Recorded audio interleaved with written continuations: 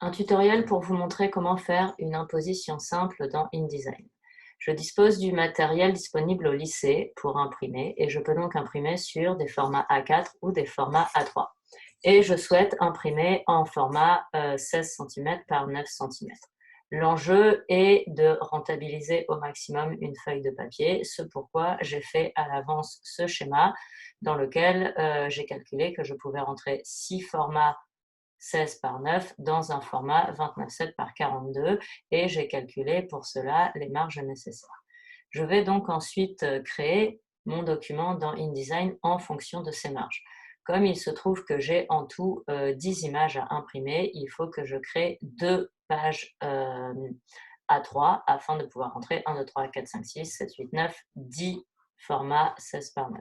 Donc je crée bien un document en 420 par 297.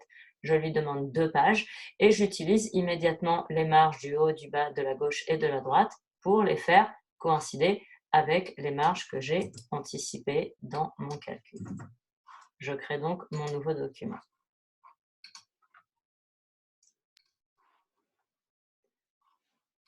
Mon nouveau document est donc créé et j'ai bien, comme prévu, 2 pages A3 avec des marges qui correspondent à ce que j'avais anticipé ici. L'échelle n'est pas bonne sur le dessin que j'avais fait rapidement.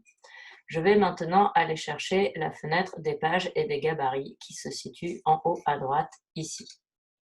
Et je vais cliquer sur le gabarit. Je dois donc être cliqué sur le gabarit. Ensuite, sur mon gabarit, je vais venir pouvoir zoomer et je vais ici créer tous les repères dont j'ai besoin pour coïncider avec ce schéma. Le premier repère qui est situé ici est donc situé à 1 cm de marge plus 9 cm de format, ce qui me fait un premier repère à 10 cm. Et je peux bien entendu le caler avec les chiffres précis. Je lui ajoute ensuite 13 mm, ce qui me fait un repère à je lui ajoute 3 mm, ce qui me fait un repère à 103 mm. Et je crée ainsi mes différents repères. Je peux bien entendu m'aider d'un outil de calcul pour être sûr de mes calculs. Mon repère horizontal est ici par exemple à 190 et je sais qu'il faut que je lui ajoute 4 cm, soit 40 mm.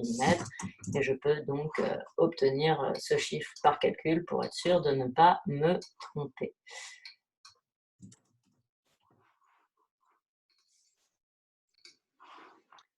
Une fois que j'ai créé l'ensemble des repères qui correspondent à mon plan en étant bien cliqué sur le gabarit, je peux ensuite revenir sur la page 1 et comme j'ai créé mes repères dans le gabarit, ils sont présents dans la page 1 et ils sont aussi présents, comme on le voit ici, dans la page 2.